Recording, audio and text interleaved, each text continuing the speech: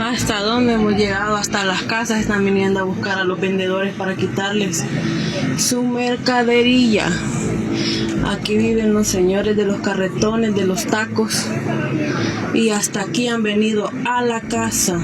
El cierre de 2025 y el inicio de 2026 concentraron una serie de decisiones que afectaron a cientos de salvadoreños. En diciembre, cerca de 2.000 trabajadores del Hospital Rosales fueron despedidos sin previo aviso.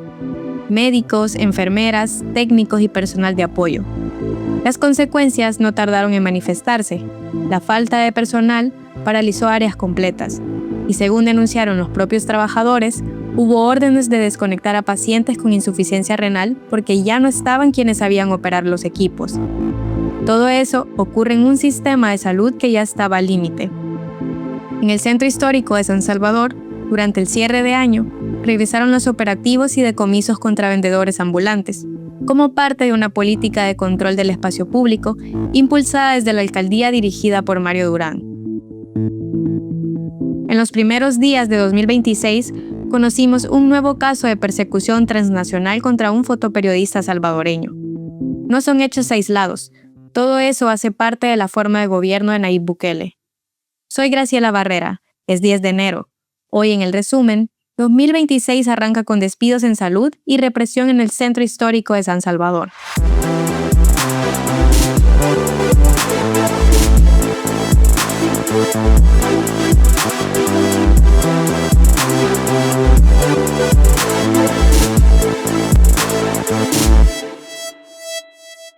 Soy Carlos Dada, director de El Faro. Hacer periodismo en Centroamérica es cada vez más difícil.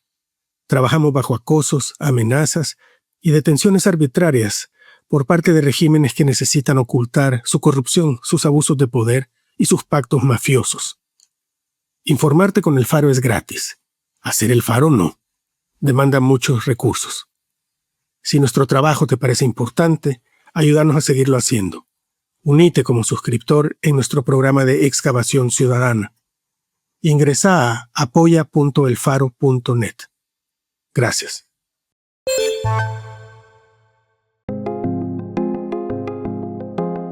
Al hablar de salud pública en El Salvador, el Hospital Nacional Rosales ocupa un lugar central.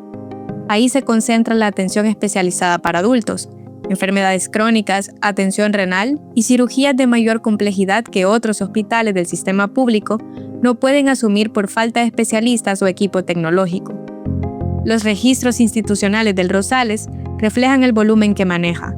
195.400 atenciones en consulta especializada en un año y 50.400 pacientes referidos desde otros centros de salud según el Plan Operativo Anual del Hospital Nacional Rosales. En 2019, un mes antes que Nayib Bukele asumiera la presidencia, sindicatos del Rosales advirtieron sobre la falta de medicamentos básicos, analgésicos, antiinflamatorios, fármacos para tratar espasmos gastrointestinales, ácido fólico y tratamientos para pacientes con cáncer, según la prensa gráfica. También alertaron que la demanda superó la capacidad del hospital. Algunos enfermos pasaron hasta 10 días en observación, esperando que se liberara una cama. Otros pacientes compraron por su cuenta los insumos para pasar a cirugía. Hablamos con 2 médicos que trabajaron en ese hospital y que aceptaron dar su testimonio bajo anonimato. Ambos coincidieron en que la llegada del gobierno de Bukele no cambió la situación. Explicaron que, en El Salvador, los pacientes con enfermedades complejas como el lupus tienen muy pocas opciones de atención especializada, lo que termina concentrando a la mayoría en el Rosales. Uno de ellos añadió que, por ejemplo, un paciente con lupus puede llegar a consulta, pero las citas se postergan y en algunos casos el tratamiento se inicia con retraso. Durante la gestión de Bukele, el Ministerio de Salud tomó una serie de decisiones que modificaron el funcionamiento del hospital. Una de las más recientes ocurrió en vísperas de Navidad del 2025. La noche del 22 de diciembre, la administración envió mensajes por WhatsApp a su personal para que se presentara al día siguiente en el Hospital Central en San Salvador, según reportó la prensa gráfica. El 23 de diciembre, los empleados convocados fueron notificados verbalmente de su despido. En ese momento se les entregó un documento con 2 opciones: renuncia voluntaria o indemnización acompañada de los montos correspondientes, según la prensa gráfica. Radio YSUCA compartió un video en el que una ex empleada del Hospital Rosales contó cómo ocurrió su despido. Nos entran a la tercera planta, hay unos de la comitiva del gobierno y nos dice que gracias por el tiempo que hemos prestado, gracias, pero que el hospital llegó hasta aquí, nada más. Nos quitaron los teléfonos, nos permiten entrar teléfonos, los dejan en un mueble y luego que pasemos a recursos humanos, que ahí se nos van a resolver la duda. La fila es enorme y recursos humanos solo nos da una tarjetita con cuánto nos va a dar de indemnización y cuánto nos van a dar por renuncia nada más. Entonces que ahí nosotros podemos ver lo que nos conviene y que solo tenemos ahora supuestamente. Otra ex empleada manifestó su indignación. Yo creo que no era lo correcto, pues, porque pues sí, no nos merecíamos eso, sinceramente. Fue un personal que estuvo con ellos en la pandemia, en muchos accidentes, estuvo el personal pues dando siempre la cara y no nos merecíamos esto, sinceramente no nos merecíamos esto como Hospital Nacional Rosales. El 23 de diciembre, más de 1.800 trabajadores del Hospital Rosales fueron despedidos. Rafael Aguirre, del Sindicato de Médicos Trabajadores del Seguro Social, dijo que no existe antecedente de un cese similar en el Rosales. El Diario de Hoy reportó que los despidos tuvieron efectos inmediatos en pacientes renales que recibían diálisis ese día. Según los testimonios, la administración del Rosales ordenó desconectar tratamientos en curso porque los trabajadores encargados de operar los equipos de diálisis fueron despedidos. El medio también entrevistó a trabajadores del área de nefrología que aseguraron que el Rosales atiende alrededor de 27.000 pacientes que dependen de hemodiálisis o diálisis peritoneal. Estos tratamientos requieren personal especializado. Iván Solano Leiva, presidente del Colegio Médico, en una entrevista con Radio YSUCA, dijo que los despidos en el sistema público de salud han instalado un clima de miedo entre los empleados de los hospitales. Aquella política de ver, oír y callar, porque si hablan y denuncian de que no hay medicamentos, que no hay insumos médicos para llevar a cabo la curación de su familiar, por ejemplo, o que no hay este medicamento para dárselo a su familiar, y el Ministerio de Salud o el Seguro Social se da cuenta de eso, le quitan el trabajo. Solano dice que los empleados se sienten amenazados porque quedan como los responsables de la crisis en el sistema, cuando la realidad es otra. Piensan de que somos los responsables de la crisis de salud, cuando son la falta de políticas públicas de salud adecuadas, que ¿quién las dicta? El Ejecutivo a través del Ministerio de Salud. Entonces, o en el Seguro Social, la dirección del Seguro Social. Ellos son los responsables de que la crisis de salud se vaya incrementando. Y desafortunadamente nosotros creemos que esta es una crisis de salud que es premeditada, que buscan crear crisis en el sistema de salud para justificar en un futuro no muy lejano de que decir, miren, el sistema de salud no funciona y hay que mejor concesionarlo a empresas prestadoras de salud. Antes de los despidos de diciembre, ocurrieron otros cambios en el Rosales. En septiembre de 2025, el Movimiento por la Salud Dr. Salvador Allende, conocido como ALAMES, y el Sindicato de Trabajadores de la Salud denunciaron que 40 médicos renunciaron tras ser trasladados a otros centros sin una explicación clara. Los médicos que renunciaron pertenecían a 15 especialidades, incluidos los jefes de los servicios de ortopedia, otorrinolaringología y neurología. En patología, 3 médicos fueron separados de sus cargos y en radiología renunciaron 4 de los 5 especialistas. Según las organizaciones, entre quienes se fueron había especialistas con años y en algunos casos décadas de experiencia. También denunciaron que internos de la Universidad de El Salvador dejaron de rotar en el hospital y fueron enviados a centros sin condiciones adecuadas para su formación. La administración Bukele ha utilizado la renovación del Hospital Rosales como parte de sus apoyos a la modernización de la salud pública. Hoy vamos a poner la primera piedra de una gran obra, el nuevo Hospital Rosales.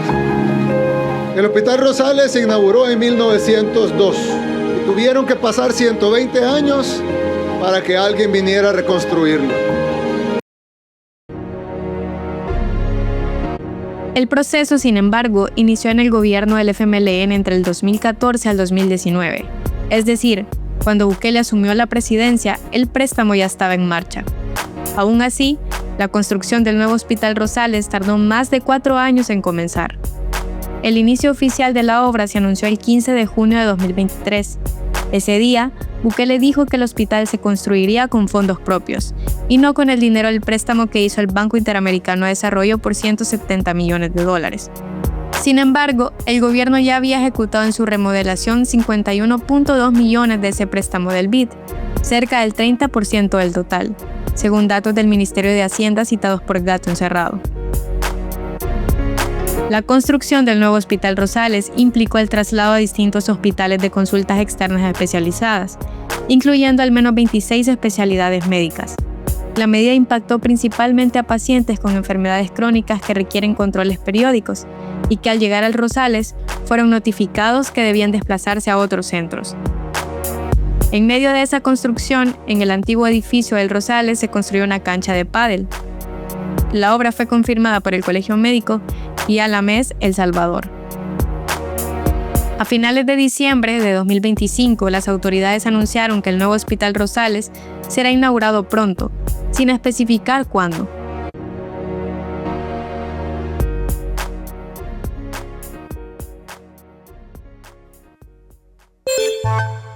Mientras la alcaldía de San Salvador promocionaba en sus redes sociales la vía navideña en el centro histórico, el Cuerpo de Agentes Metropolitanos intensificó los patrullajes diarios y las incautaciones de mercadería de vendedores ambulantes en la zona, según denunciaron los comerciantes. Las medidas iniciaron en 2022 con uno de los proyectos insignia del gobierno de Bukele, la revitalización de esa zona. La prensa gráfica reportó que agentes del CAM llegaron a la Plaza Zurita, fuera de la zona de revitalización, para incautar carretones de tacos estacionados sobre las aceras, donde trabajaban vendedores que viven en el sector. Durante el decomiso, 10 comerciantes fueron atacados con gas pimienta por parte de agentes del CAM y requirieron atención de los comandos de salvamento. ¿Hasta dónde hemos llegado? Hasta las casas están viniendo a buscar a los vendedores para quitarles su mercadería. Aquí viven los señores de los carretones, de los tacos, y hasta aquí han venido a la casa.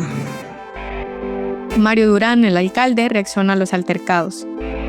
En estos días hemos incrementado la fuerza de trabajo con la que realizamos e implementamos el orden en el centro histórico, en otras áreas de San Salvador, por supuesto, combatiendo a todos aquellos que quieren regresar al pasado, que quieren desorden, que quieren que las cosas no marchen bien y que no quieren que los espacios públicos sean para la familia salvadoreña.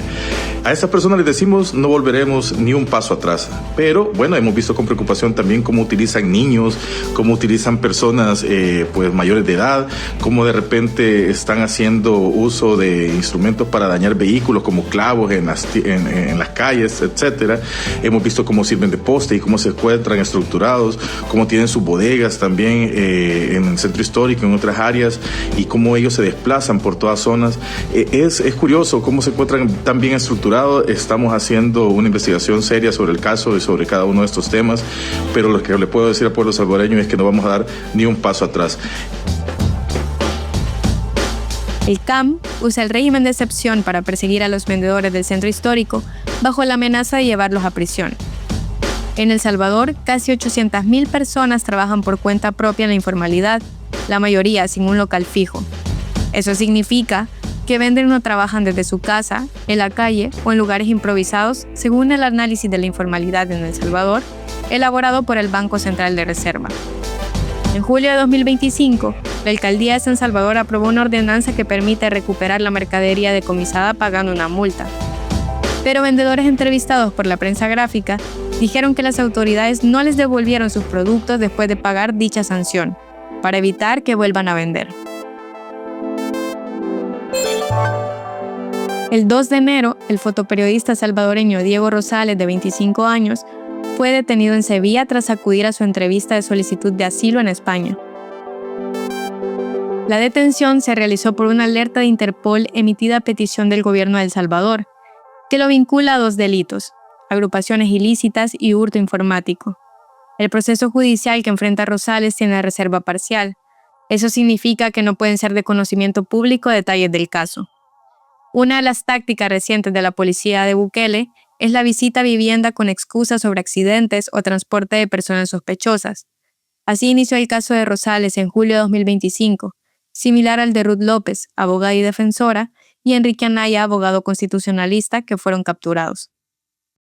Luego de pasar la noche en una comisaría en la ciudad de Sevilla, se presentó ante la Audiencia Nacional por videoconferencia y quedó en libertad el 3 de enero, con la única obligación de notificar si decide cambiar de domicilio. Su proceso de asilo continúa y El Salvador tiene hasta 45 días para solicitar su extradición. Tras la detención de Rosales, el presidente Bukele reaccionó en su cuenta de X y dijo: "El nuevo fuero es ser periodista", y añadió que basta con autodenominarse como uno para obtener impunidad total. Hablamos con la abogada Marta Balmaceda sobre la ley de España y esto fue lo que nos explicó. Te comento, en España la extradición se rige por la ley 485 de 21 de marzo de extradición pasiva. Entonces, se regula en su artículo 4, en el apartado octavo, que no se concederá la extradición cuando a la persona reclamada le hubiera sido reconocida su situación de asilado. Es decir, no hay una protección específica para solicitantes de asilo, pero sí para personas asiladas. En caso de que a un solicitante de asilo pues le reclamara un Estado, lo que habría que hacer es solicitarle a la Audiencia Nacional que en tanto no se resuelva su solicitud, pues que no se proceda como forma preventiva de proteger los derechos del solicitante de asilo. Organizaciones de derechos humanos denuncian que el caso forma parte de una persecución contra periodistas y defensores bajo el régimen de excepción del gobierno de Nayib Bukele. Distintos mecanismos de Naciones Unidas ya han señalado sobre el uso de alertas Interpol como un acto de represión transnacional y una instrumentalización del sistema de cooperación policial internacional para la persecución política. Los padres de Miguel, un niño de 11 años, fueron detenidos el 10 de enero de 2024 bajo el régimen de excepción, sin antecedentes ni vínculos con pandillas. Miguel quedó al cuidado de su abuela, pero el Estado salvadoreño lo remitió al Hospital Psiquiátrico de Soyapango, donde pasó 2 semanas internado junto a adultos, sin evaluación especializada para su edad. Él y su abuela recuerdan lo que pasó. Quería el doctor pero allí no va a haber gente mayor, adulta, no me dijo, ahí solo adolescentes, van a ver los niños pequeños y mentir, es que había gente mayor también. Había un hombre que tenía 55 años, ahí estaba, ¿eh? Puedes escuchar: el régimen salvadoreño encarceló a los padres de un niño de 11 años y lo internó en un psiquiátrico con adultos en El Faro Audio y en elfaro.net. Esta semana, en El Faro publicamos que la Sala de lo Constitucional pidió explicaciones a distintas oficinas del Estado sobre por qué un migrante salvadoreño sigue preso en Santa Ana, después de pasar meses en el Centro de Confinamiento contra el Terrorismo, conocido como CECOT, tras ser deportado junto a 252 venezolanos en marzo. Lee la nota completa en elfaro.net. En la nota de Centroamérica, Gabriel Labrador nos cuenta cómo el juicio del dictador Nicolás Maduro interpela a los países centroamericanos.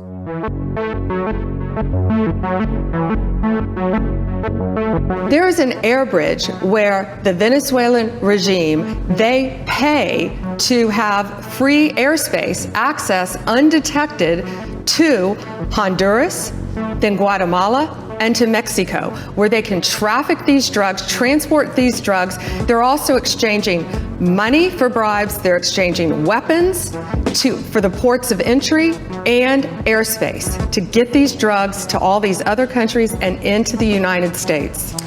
Acaban de escuchar a la fiscal general de Estados Unidos, Pam Bondi.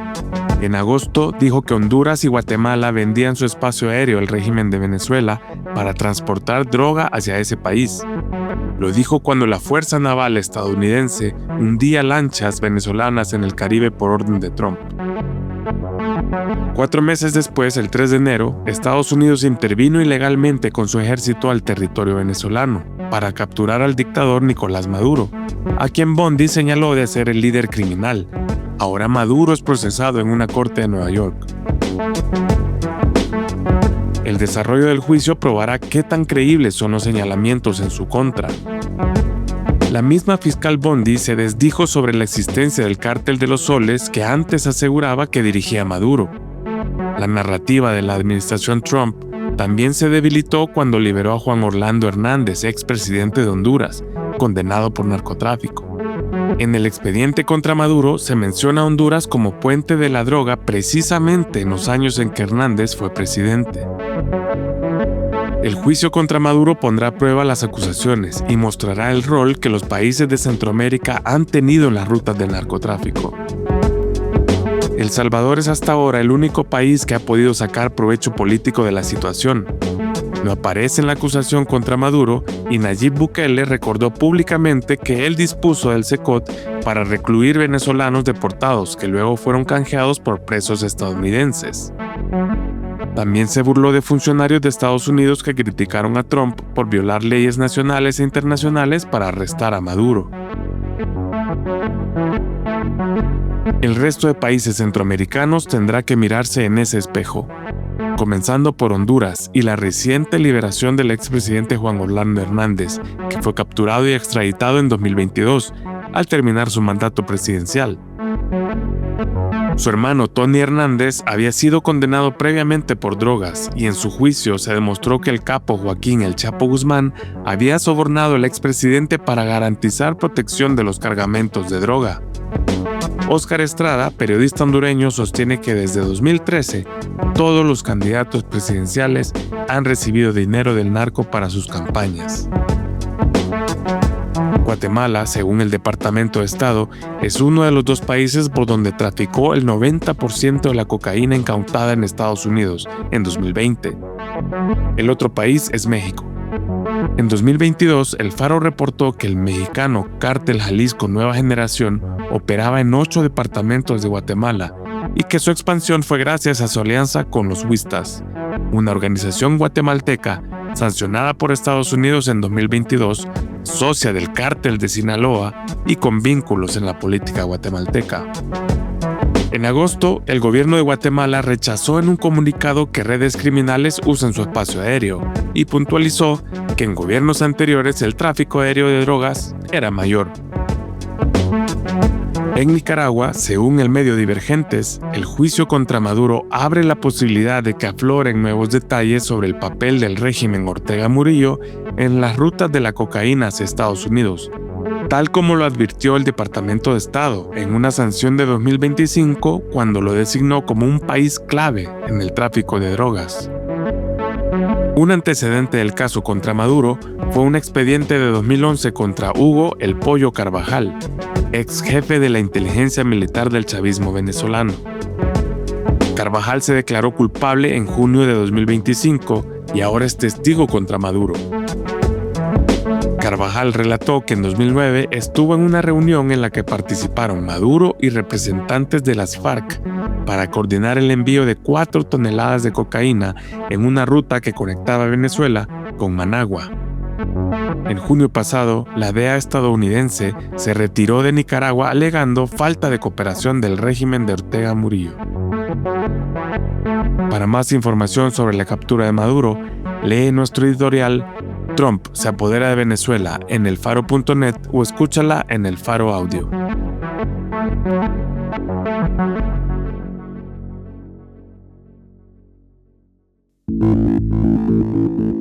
Aquí termina el episodio de hoy del Resumen, un podcast original del Faro Audio. Suscríbete en Spotify, Apple Podcasts o iHeartRadio.